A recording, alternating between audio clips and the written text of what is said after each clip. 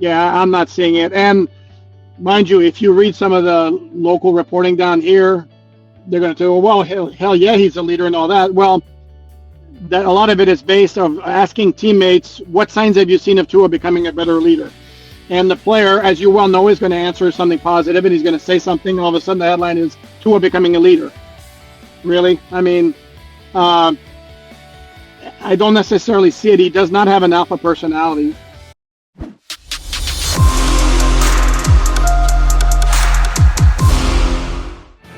You've got John McMullen, Jody McDonald, your Mac and Mac guys here on Birds 365. And joining us is an unshaven Bill Belichick. What the hell? Oh, no, it's Alain Poupart. Johnny Mac, is he a Belichick lookalike or what?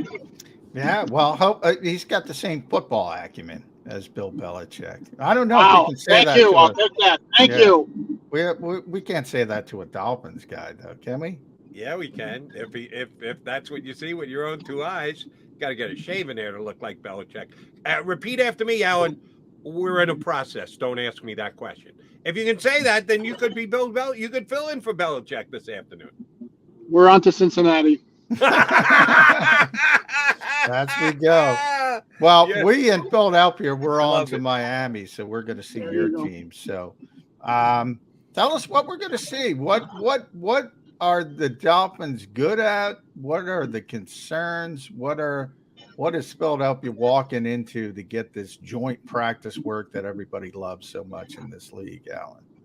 Yeah, well, what they're walking into is a whole lot of hype over expectations with the arrival of head coach McDaniel, with the acquisition of Tyreek Hill, to a lesser degree with the acquisition of Teron Armstead to help solidify what was a bad offensive line in 2021, with the hope that Tua Tagovailoa takes a big step forward in his third NFL season after two meh seasons. And it's pretty much all about the offense. And on the other side of the ball is pretty much what we've seen the last couple of years from this Dolphin defense, because they have every starter back from last year. The defensive coordinator was retained after head coach Brian Flores was fired. So logically, they shouldn't change a whole lot because it was successful for the most part. And again, like I said, they have 11 starters back on defense, plus they added veteran Melvin Ingram and a rookie third-round pick Channing Tindall from Georgia. So that's a very brief overview of what you're looking at here with the Dolphins. Is this the right coaching staff to get the most out of Tua Tagovailoa as compared to the previous coaching staff, in your opinion? Yeah, well, yeah, that seems to be the popular opinion. But here's the thing, though. First of all, we haven't played a regular season game. Number two, I think the notion that the Dolphins didn't do everything in their power last year to maximize what Tua does is completely ridiculous. Starting with the idea that they brought in the offseason Charlie Fry as a quarterback coach, and he's a guy who had a relationship with Tua from 11-on-11 tournaments back in the day. Everything they did on offense, they geared toward Tua, which was basically a lot of quick, short passes, which plays to his strength because he's got short to intermediate accuracy, doesn't have the big arm. And then they added Jalen Waddle. So the notion that the Dolphins didn't do anything to try to help Tua in 2021 is, like I said, it's completely ridiculous. Now you bring in a head coach who's an offensive guy as opposed to Brian Flores, who's very well known for his very creative run game scheme. And obviously, if the run game is better, that's going to help the play action passing, which also is something that's going to help Tua. You are looking at perhaps the biggest Tua fan in the country, and not me. That would be Jody Mac, Allen. He's a big Tua guy. So now you have Tyreek Hill, who we know is one of the biggest game breakers in the NFL. Jalen Waddles, you mentioned. Mike Gesicki's a heck of a receiving tight end. And at least on paper, they have really upgraded that offensive line with Teron Armstead. When he's healthy, he's one of the best left tackles in the game. I think Eichenberg is probably better inside. We'll see how Connor Williams. Austin Jackson is talented. No excuses left for Tua. Is that fair to say? Is this it? Either he sinks or swims? Well, not only that, you also remember this is his third year. So next year you get into a situation where, okay, now they can give him a contract extension if they think he's the guy. And also you're dealing with the fifth-year option, which the Dolphins will have to make a decision on by May 1st, I think it is, or May 2nd, May 3rd, those days. Yeah, without question, this is a make or break year for Tua. I think we should know what Tua is as a quarterback. I mean, if I'm going to be perfectly blunt, again, he's got physical limitations that should have been clear from the time he was at Alabama. He can make things happen with a great supporting cast around him, which is the idea that this is what they have now, and it's also a system. If we're judging by what they brought in from San Francisco, it's a system that's very QB friendly. And all you have to do is look back at Jimmy Garoppolo posting 100 passer ratings in that system, which is also similar to what the Rams do. And you look at Jared Goff posting 100 passer rating. And I don't think either of those quarterbacks has ever been accused of being a great player. So it's all there for Tua to deliver. My expectation is he's going to put up big numbers, much better numbers than he did in his first two seasons. And without necessarily becoming a franchise quarterback, though I'm not ruling that as a possibility. Yeah, you're a harsh grader. I'm a bigger, as John said, Tua fan than you are. And I'm not a Dolphin fan, but I think the kid could flat out play. And, he used to be able to throw the long ball at Alabama. We'll see if he can do it this year with a guy like Tyreek Hill who can get behind the defense. I think he'll be perfectly fine showing that he's got long ball capabilities in that. Okay, hold on. If I may interject. Sure, if you notice, I didn't say a thing about the long ball capability. If he's got great protection and his receiver gets behind the defense, absolutely can throw the long ball without question. But two things. Number one, look at Tyreek Hill's numbers from last year. I went through every single one of his targets, and there were very few completions over the top. That's number one. Number two, when I mentioned Tua's arm strength being an issue, I'm not talking about the long pass because he's going to hit those. We've seen those in practice. Where it comes into play is throwing outside the numbers, having to zip a ball down the field so the defenders can't close in on it and break it up, and then having to throw if his feet aren't set. Like, for example, if you saw the Josh Allen touchdown pass on Sunday where he kind of reset and his feet were not completely set when he threw the ball, and he basically threw a 30-yard pass on a rope. Well, Tua can't do that. I'm not saying every quarterback in the NFL can, but I was going to say, how many quarterbacks can? Mahomes but Tua doesn't come close to doing that. But Tua doesn't come close to doing that. So that's where the arm strength's an issue for me. Yeah, it's interesting because we're going through there's so many connections between Jalen Hurts and Tua going back to Alabama. And Jalen's kind of in the same boat in the fact that the Eagles got him, A.J. Brown. They have the good offensive line. They have the good tight end. Everything's in place, and it's all right, sink or swim. So it's very similar in both situations. Yep. But one thing I'm impressed and I'm interested from your take with Jalen Hurts, I'm so impressed with him as a young player, as the leader, as the schooling he got from Nick Saban and Alabama. Is Tua have that kind of thing, those intangibles? Is he that same type of leader everybody talks about? I see you shaking your head, so maybe. Yeah, I'm not seeing it. And mind you, if you read some of the local reporting down here, they're going to say, well, hell yeah, he's a leader and all that. Well, that a lot of it is based on asking teammates, what signs have you seen of Tua becoming a better leader?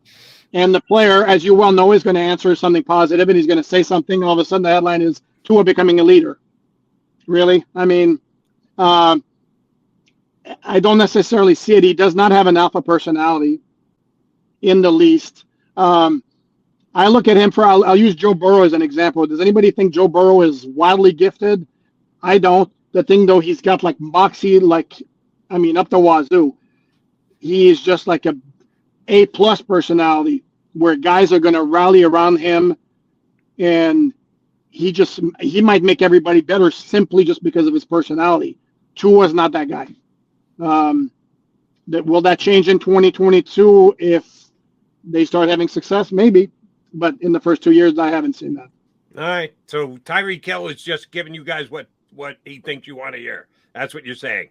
Because he has bent over backwards to say good things about Tua, both on the field, his physical capabilities and the like, and as a leader of those teams. He's just feeding you guys what you want to hear. I'll tell you what. You hire me, give me $72 million. I will sing your praises like nobody's business. No, the dude got paid. He's on a new team, and he has said himself that part of what he wants to do. He said part of what makes me great is I'm confident in all that, and I want all of my teammates to be confident. So what's he going to do? He's going to pump the tires of his teammates. So if he's asking about Tua, it's going to be hyperbole over hyperbole. I mean, that makes sense. You're right with the big contract, and players are going to talk up their own guys. It was kind of silly when when Tyreek Hill said, Tua, what he said, he was more accurate than Patrick Mahomes, I believe. No, hold on. This is exactly what he said, and you tell me exactly how much impact this should have. He said he's probably the most accurate player I've played with. Okay. And then, now you go, who's he played with? Patrick Mahomes, Chad Henne's the backup there. Alex Smith was there. And then his guys in college at Okie State and where else he played. It's not exactly a large group. And that's number one. And then number two, he had practiced. When he said that, he had practiced maybe 3 times with Tua. Practiced, never in a game. So, yeah. I mean, those comments really, I wrote a comment about it at the time that those types of comments should be taken with a grain of salt. Any teammate compliment to begin with should be taken with a grain of salt, and those were even over the top. And head coach Mike McDaniel is doing the same thing.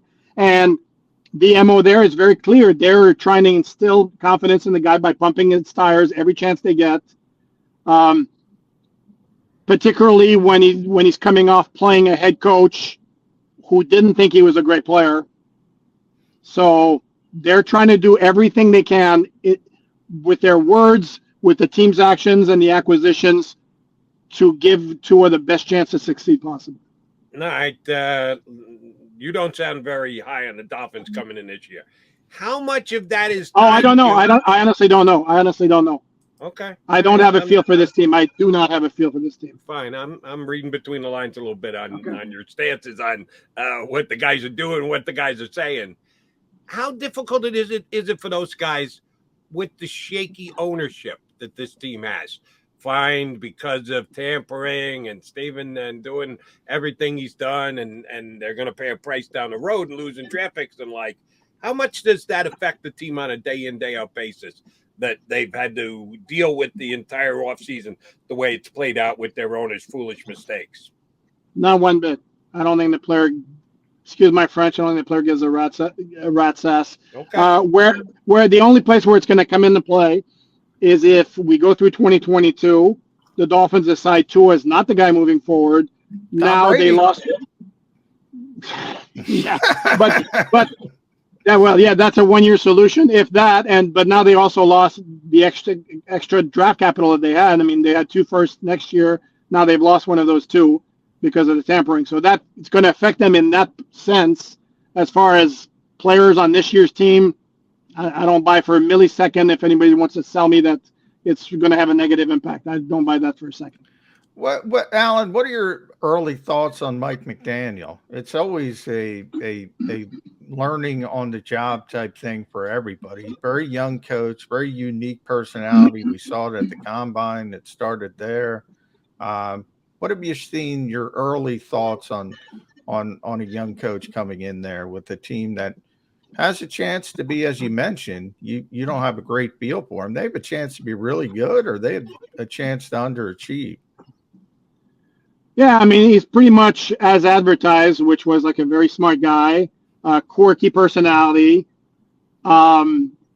Deep down, though, he's kind of same like as every other coach. He's kind of plays it close to the vest in terms of what he says to the media. He just does it in a different way, again, with self-deprecating, sense of humor, the quick quips, and also explain things. If you ask him like philosophical football questions, you're going to get great stuff from him.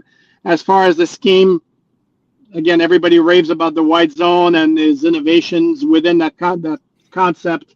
The problem is we're still in the preseason. And their running game, which has been horrible in the preseason, the first 2 games, has been extraordinarily vanilla. We talk about Yeah. defensive coaches who don't scheme on defense. Well, I don't think Mike McDaniel has shown anything in terms of the running game yet. So it's too early for me to pass judgment on what kind of coach he's going to be. X's and O's in terms of his personality. Yeah, he's like he's like a typical coach in the sense that like he's a control freak, as all those guys are.